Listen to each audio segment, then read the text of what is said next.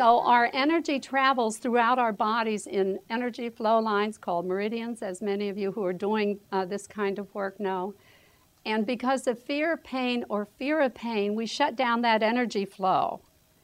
And then things don't happen. And we create blocks, psychological, physical blocks in our bodies, which create the problems then that are later manifested.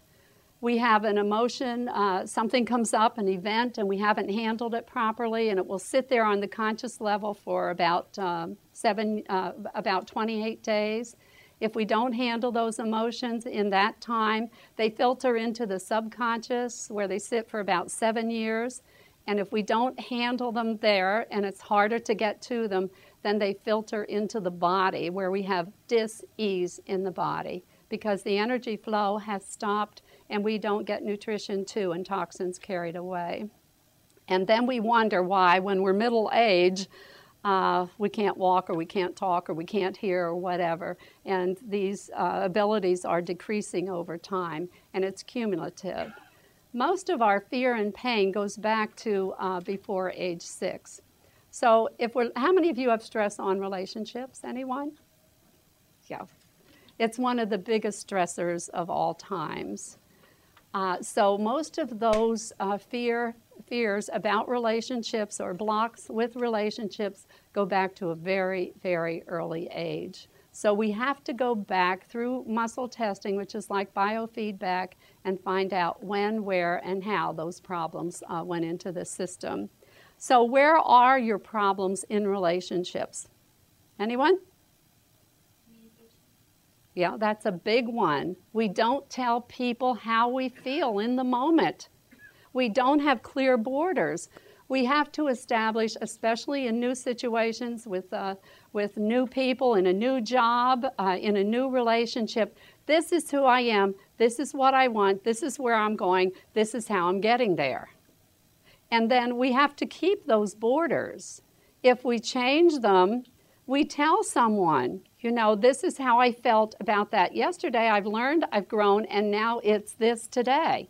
So we have physical borders, we have spiritual borders, we have emotional and mental borders. And we have to keep those borders. And we have to respect other people's borders.